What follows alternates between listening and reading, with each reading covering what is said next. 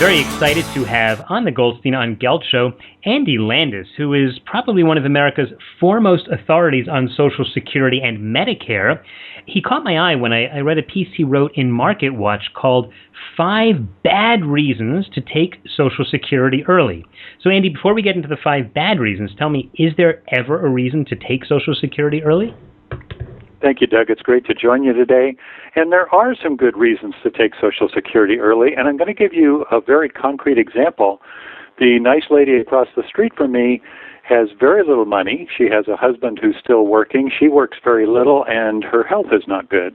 It just makes sense when you pile all those together for her to start the Social Security now at 62. So needing the money is probably number one. If you need the money, go ahead and take it. And what if you don't have a long life expectancy? What if you're in poor health? That's another good reason to take it early. There's a very wise financial strategy, which I'm sure you're aware of, Doug. It could be part of a detour strategy, like taking a widow's payment early and then switching to your own later if you have access to that. So there are times when it just makes sense to take it early.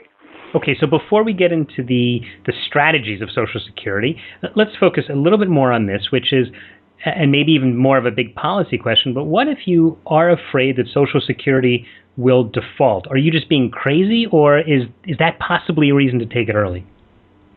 I would say that's one of the poor reasons for taking it early. Okay. I've been hearing people talk about it. Yeah, I've been hearing it since the 1970s when I worked at Social Security that it's going to go broke any time now.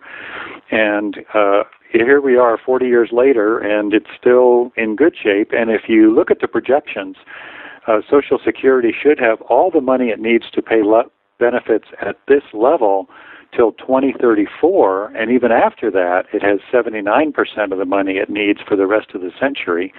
So it's not like it's about to go broke or we're facing immediate default or something like that.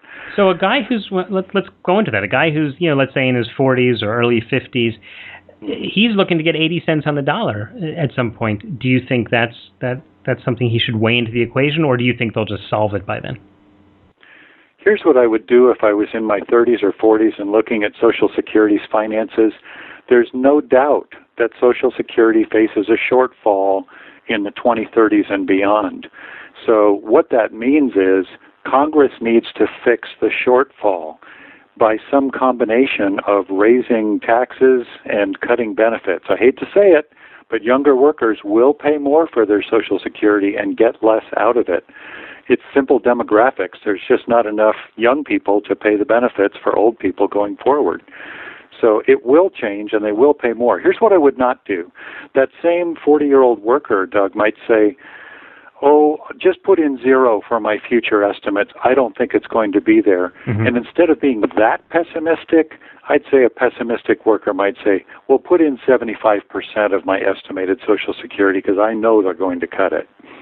Okay, that's a fair way to look at it. I think that when I do financial planning with people in my day job as a financial planner, I only do the radio gig a couple of times a week, but we people sometimes do want to take an extreme position. And I tell them, listen, you can always assume the very, very worst, but if you say that, then there's really no planning that we can do. Let's try to be reasonably conservative in our guesses and then make reasonable plans based on that. And that, I think, is what you're saying. So let's go back to the original topic, which is taking Social Security early. You gave a good example of when someone should do that, but in general, I think you feel people should wait. How come? If you live to average life expectancy or beyond, you'll get more money out of Social Security if you wait. And let's face it, we can all use higher payments in our retirement. And that might mean, well, I hate to say it, but it might mean working a couple of years longer, waiting on your Social Security, or exercising one of these strategies that are available. But it just means more money in your pocket the longer you wait up to age 70. It's a little different, by the way, for spousal and widow's payments. They maximize at 66 or other full retirement age, but the retirement benefits maximize at 70. I'm not saying everybody should wait to 70. Only about 1 or 2% of people do, as I'm sure you're aware, Doug. Mm-hmm. But they'll end up with more money to spend, more money for other needs, and maybe a better lifestyle if they just wait a couple of years on their Social Security. We're talking with Andy Landis, who is a Social Security expert.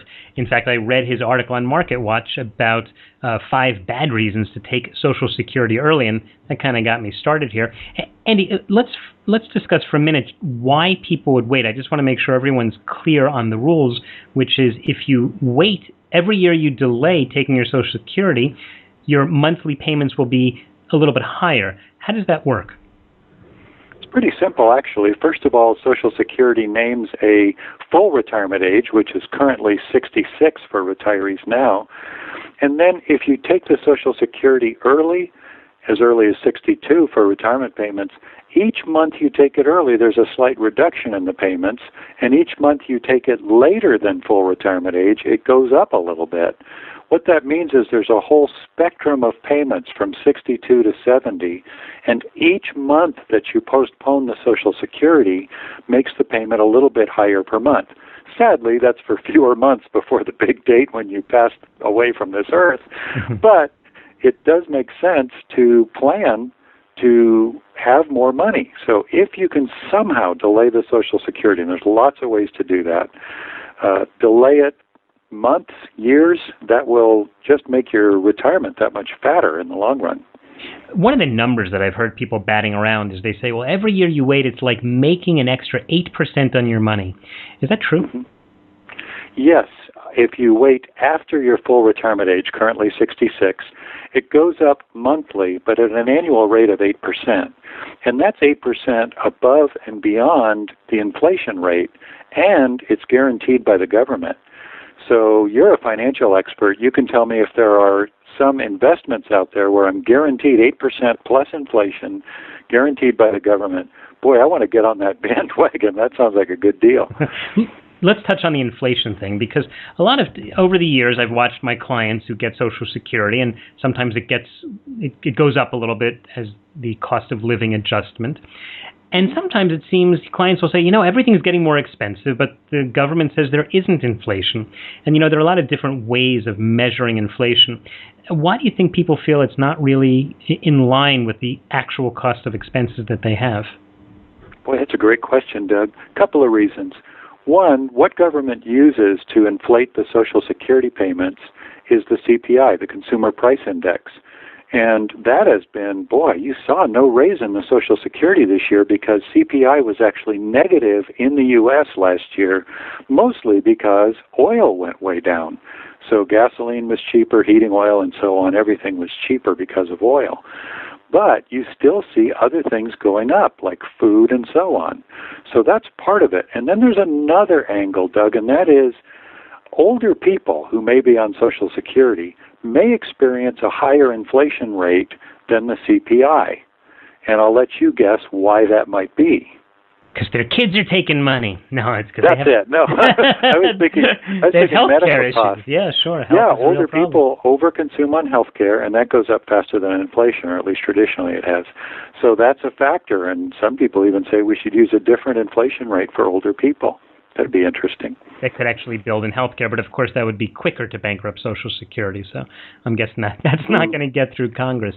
So I know that there are many, many strategies with Social Security, and we're not going to be able to cover probably any, and certainly not all of them today. But most people, I think, feel, well, when I give up working, I'll apply for Social Security and that's it.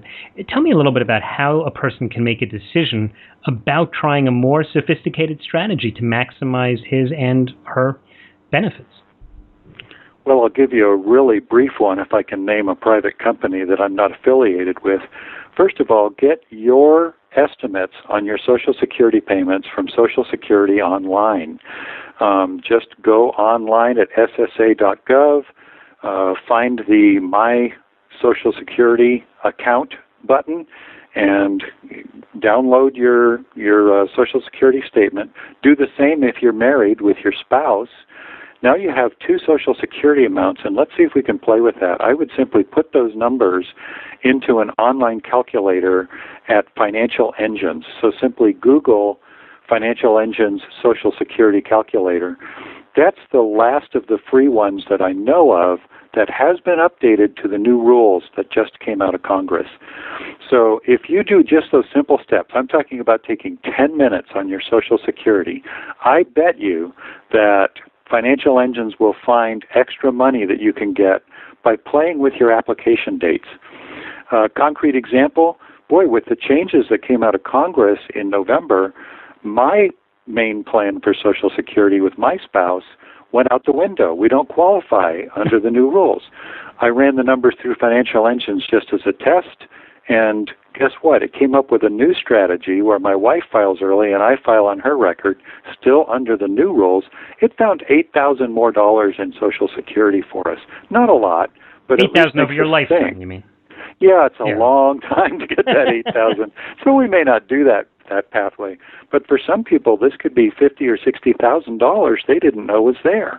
That's definitely worth going after. And as a financial planner, that's something you would help the client with to make sure that they were getting the most out of their Social Security they could. Hey, that's a lot of money. That is a lot of money. I think that the lesson here is that it's not just a black and white situation of retire and take your Social Security. There really is important planning to do, and there are a lot of tools that are available either directly or through your financial planner to figure out when you should start taking and which spouse should start taking first. Andy, I know there's a lot to cover. In fact, there's hours to talk about here, but unfortunately, we are out of time today. Tell me, in the last few seconds, how can people follow you and follow your work and get hold of some of your books? Well, the easy way to say it is go to my website at andylandis.biz, that's B-I-Z, and right there you'll find links to my Facebook, blogs, and to my book. Hey, I'm so excited, Doug. I just rolled out a brand new version of Social Security, The Inside Story. It's got the new rules. It's bigger. It's clearer. I think it's the best I've done, and it looks like it would be a good supplement to your book on financial planning.